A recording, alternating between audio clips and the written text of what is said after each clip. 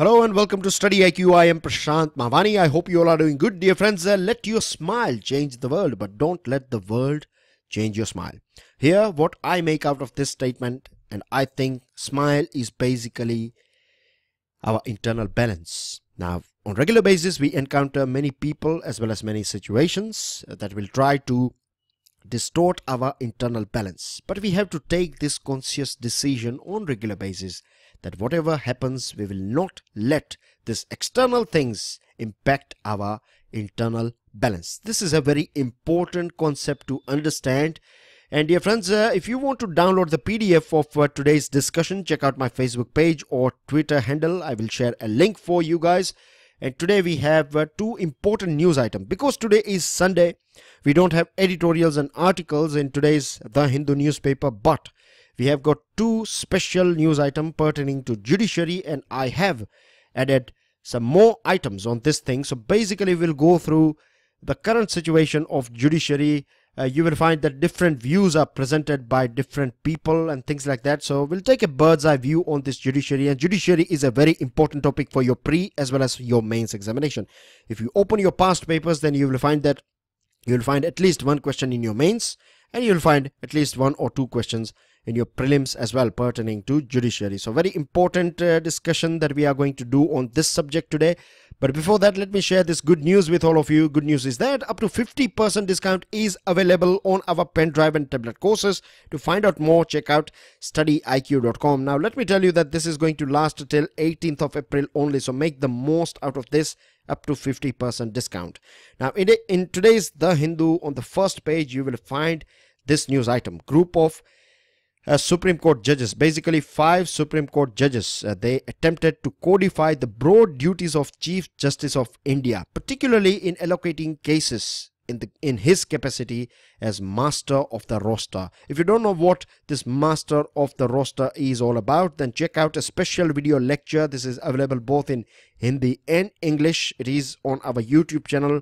I delivered this lecture I think a month ago, but I will highly recommend you guys to go through it. It's very important for you to understand what this roster system of Supreme Court is all about. It will help you in your capacity building as far as the Supreme Court and how the things are going on in Supreme Court as far as this sort of things are concerned. Now, this whole master of roster came into question when on 12th January 2018, this year, right in the beginning of this year, 4 senior most Supreme Court judges, and when I'm saying 4 senior most, remember that they are part of this Supreme Court's collegium system. Collegium system basically selects judges, or this collegium system is the main body in our country as far as this judiciary is concerned.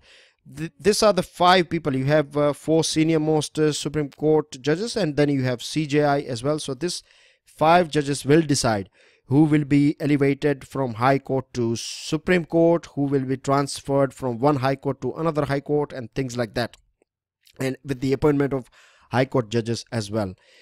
So this 4 judges of this collegium system, they came out in open. They attended, or they basically they had a word with this press conference, and at that point of time this thing came out in front of the whole world, or in front of the whole nation, that there are cracks going on, or there are some severe cracks and gaps in the higher judiciary of our country.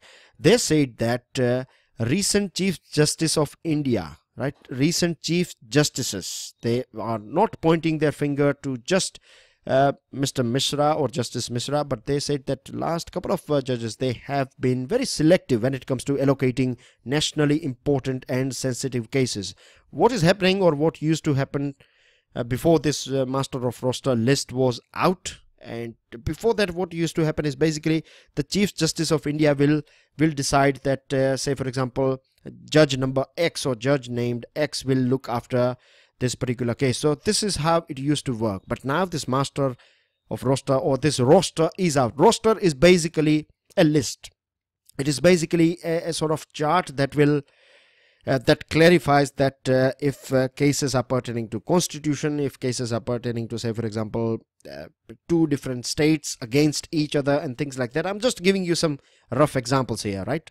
They are not as per this roster list. I'm just giving you some examples that will help you to understand what this roster is all about. So this roster is providing us with a list that if cases pertaining to constitutional amendment and other things are coming in Supreme Court, then Chief Justice of India will look after it. If cases pertaining to rape or other things are coming, then Judge number X will look after it, or Judge number Y will look after this sort of cases. So this is basically this division of duties or division of labor, you can say. This is what master of or this roster system is all about.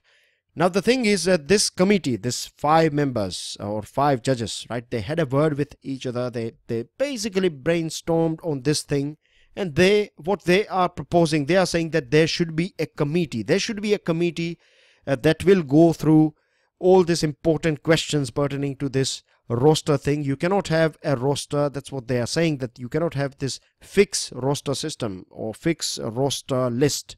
It should be based on rather than dividing cases on the name of the judges and things like that, it should be given seniority wise. Like the most senior judge of the Supreme Court, of course, is CJI. CJI should look after important cases, no doubt, but he should be in combination of 3 judges or 5 judges and things like that, and other cases should be given based on the seniority of that particular judge. So this is the suggestion that is coming out from this meeting of these 5 judges. Now the thing is that sadly they had this discussion, but so far there is no final conclusion, or we have not reached a final decision as far as this roster system is concerned. The other thing is, remember last week we talked about this thing on last Sunday, and I believe we talked about this thing during this week as well, that Justice Chalameswar, when he was asked a question by a journalist, he said that if CJI is the master of roster and if he has this energy to do the entire work, then let him do it. So this is of course not a positive statement. It's a sort of irony that he is trying to say that if he wants to do everything, then let him do, because as per this new roster, the most important cases are being looked after by this Chief Justice of India. And recently Chief Justice of India has also said this thing, that he or she or Chief Justice of India, CJI, is an institution within himself or herself. So clear authority has been declared by Chief Justice of India recently. And now coming on to this extra points that I have. When I say extra, I mean to say extra in terms of this news item, not in terms of your whole subject of judiciary. So what we are seeing at present is that there is a sort of, you can say a contradiction that we are finding. Because when I say contradiction, see, Chief Justice of India is saying that he is master of roster. Then you have senior judges who are not happy about it. Recently we saw this statement of Chalameswar. Chalameswar is number 2 in terms of seniority. Then you have this Adarsh Goel, Justice Adarsh Goel and Justice UU Lalit. They said in its they were basically heading this bench, and on 28th March 2018 they said that there are basically gross limitations. There are some, you can say there are some problems as far as this selection of judges system is concerned, because we know this Supreme Court, this collegium, is the main body that is selecting judges. And many times we have also seen this thing that senior judges have said that there is no sort of discussion taking place when it comes to this collegium system. A couple of judges will say yes, this list is fine. There is no thorough discussion, and I believe this was again raised by Justice Chalameswar back in 2016 or something. He said that there is no point of being part of this system. I think it was him, but as a member of a collegium said this statement, and this is a big thing. It was a big thing at that point of time as well, and at this time as well. You see these 2 judges of Supreme Court, they are saying that there are some gross limitations in this existing system of selection of judges. And what they said in their stand or in their judgment, they said that there should be a panel of experts to sort out the list of candidates, and this is not enough. Once a candidate is selected as a judge of Supreme Court or High Court, then post selection, or you can say evaluation of performance, should be done post selection as well. After once a judge starts doing his duty, he should be under this third eye of this panel of experts, and they should continuously monitor his or her performance, and if required, then that judge could be kicked out as well. So that's what we can make out of this stand taken by Adarsh Goyal and UU Lalit. So all these things are basically sending out or emitting confusing signals that there is a deep divide in higher judiciary. Now when it comes to matter of this, again these two judges are saying this thing, and I'm quoting here them. They are saying that it takes a huge amount of time for this collegium to go through the list of all this important list of judges, and then the discussion and other things. So it takes huge amount of time, and the government has said something similar as well. Normally we have seen in the recent past, when I'm saying recent past, I'm talking about last 4-5 years or something, when this National Judicial Appointment Commission was introduced, this constitutional amendment was done, and all these different states as well, they gave their green signal to this NJAC, and when finally it came out, this was declared unconstitutional by Supreme Court, terming it as hampering this judiciary's independence. So this was kicked out. So again we have the same system of collegium.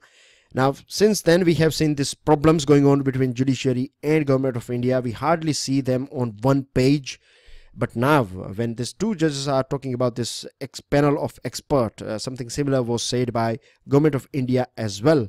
And what they are saying is that it takes huge amount of time, as I have already said, in identification of candidate, then doing this scrutiny on the list that you have, or the names that you have. You would also be aware about this thing, that you have this IB report, right? Government of India will collect IB report, Intelligence Bureau's report on that particular judge, and once things are okay, once the IB report is saying that yes, that particular person is clean enough to be elevated or selected as a judge of High Court or Supreme Court, then finally the government will send the list to collegium again, and then collegium will finally give a green signal. So this is how it works so far, but it takes huge amount of time, right? And because of this thing, we are having this big gap, or this vacuum. When I'm saying vacuum, I'm talking about this seats that are vacant in different courts, right? We have many places that are empty, and we need to fulfill it, because if we don't, then we are not going to deliver this justice, and particularly speedy justice. And the things that are going on around us at present, we have seen this big cases taking 20 years and 15 years, and other political cases are going on for ages. So this sort of things are not good for democracy, which is simple to understand. But the interesting thing here is that these two judges are talking about this independent full-time expert body, and this is a very interesting observation as well. But again, I have to remind you one thing, that this stand is taken by, or these views are of two judges of Supreme Court only. If you ask other judges, if you see CJI, and his stand is, it is absolutely this collegium that should decide rather than this independent. So you find this contradictory stand within Supreme Court as well. Now let's take this case of Allahabad High Court, and this will give or throw some more light on these gaps that we find between Government of India and Supreme Court. See, this judge called Judge S.N. Shukla, he is a judge of this Allahabad High Court. Now an inquiry was done because his name was associated with this malpractice in medical college case. An inquiry was done, in-house inquiry means a judicial inquiry was done on this person, and it was found that he is guilty.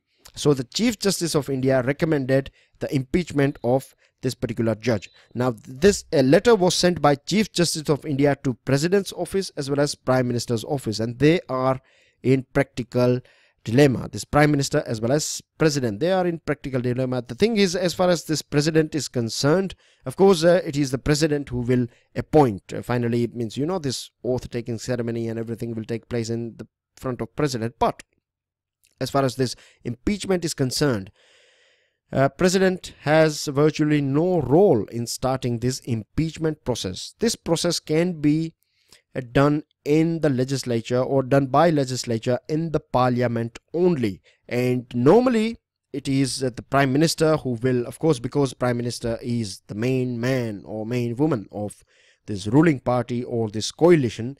So they are the ones who can start because they have enough numbers, they have this good numbers, or they have the strength in the legislature. But what used to happen earlier on is that there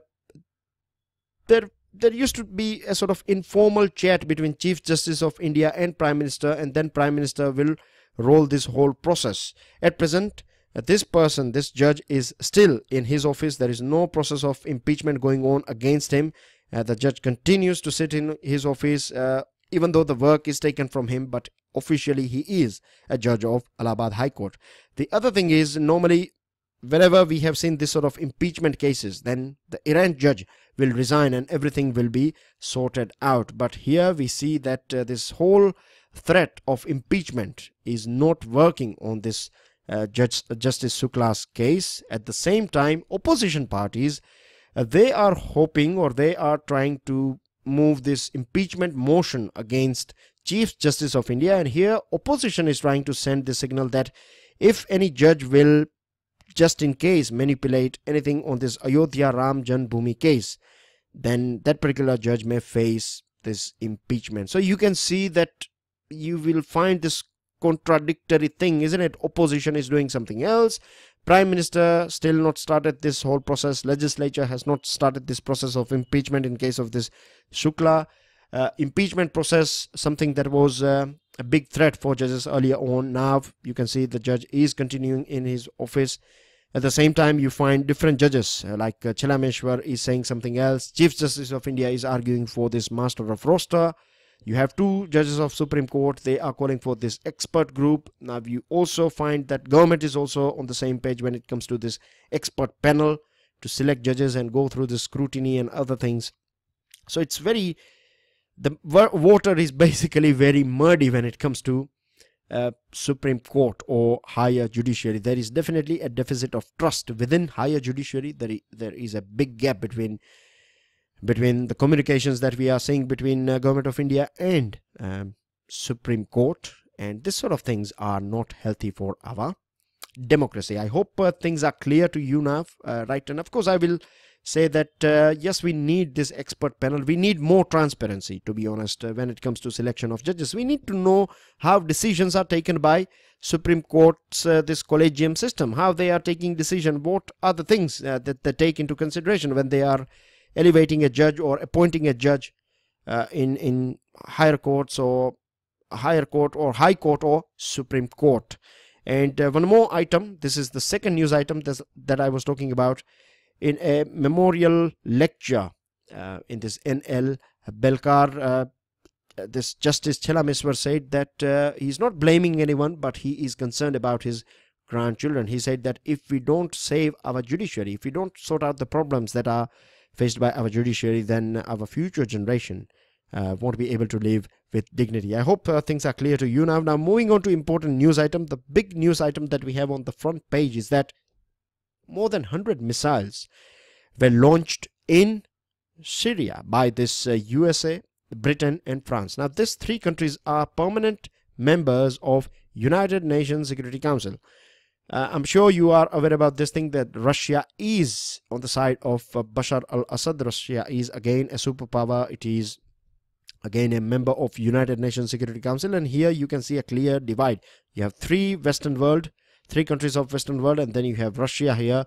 Russia wants Bashar al-Assad to stay. Russia is supporting Bashar al-Assad, and for a very long period of time these three countries are opposing this regime of Bashar al-Assad, and they have basically said that these chemical weapons were used in different sites. Here you can see this pink dots that represent that chemical weapons are possibly here, and they are destroyed by this, not all of them, but many of them are destroyed by this 100 missiles that were launched in Syria. So this is a big news item, and this may take some bad turns as well. Let's hope that everything is okay in Syria, because so far we have seen nearly 500,000 people have died in last 7 years in Syria, and this is not a small amount at all.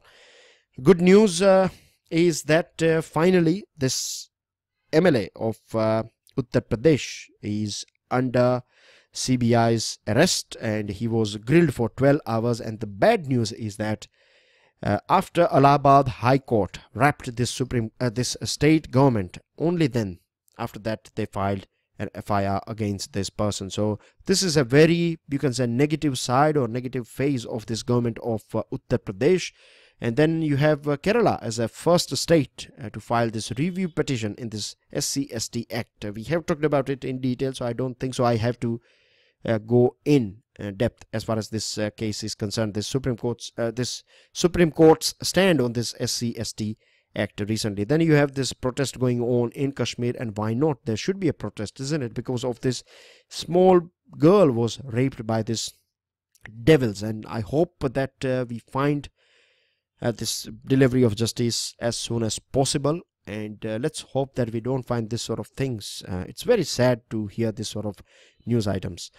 Now I have a very interesting news item here, and it is pertaining to this simultaneous election. Very important topic for your preparation, because many things have been said about it. We have discussed about this thing as well in detail, so make sure you have this notes or list of pros and cons of simultaneous elections, basically good things and bad things about simultaneous elections. And it's not just about saving money and security personnel and other things. Yes, they are important things, but you should also move ahead and think about this particular thing from constitutional angle, and you should ask this various questions, like, say for example, what will happen if we have a simultaneous election? We have governments, new governments all across the board in our country, and after a couple of months or something you find that central government is not in power, or the central government is not able to prove its confidence.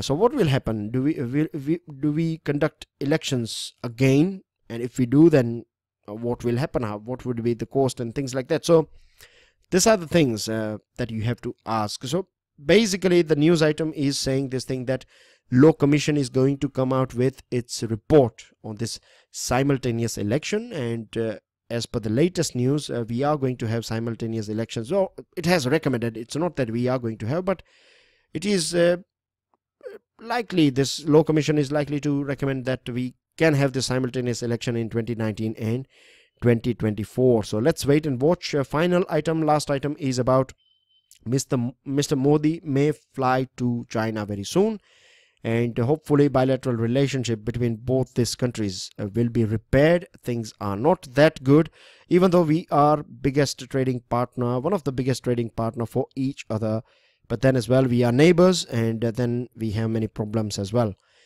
So Ajit Doval was there or is there, and hopefully we will see Prime Minister as well attending this Shanghai Cooperation Organization, and during that point of time when this bilateral meeting will take place between Xi Jinping and Prime Minister Modi, things will be all right before that. Let's hope. That's everything in today's discussion, dear friends, and these are your answers, these are your new questions, and make sure you make the most out of this 50% discount. I'll see you all soon. Enjoy your Sunday. Jai Hind.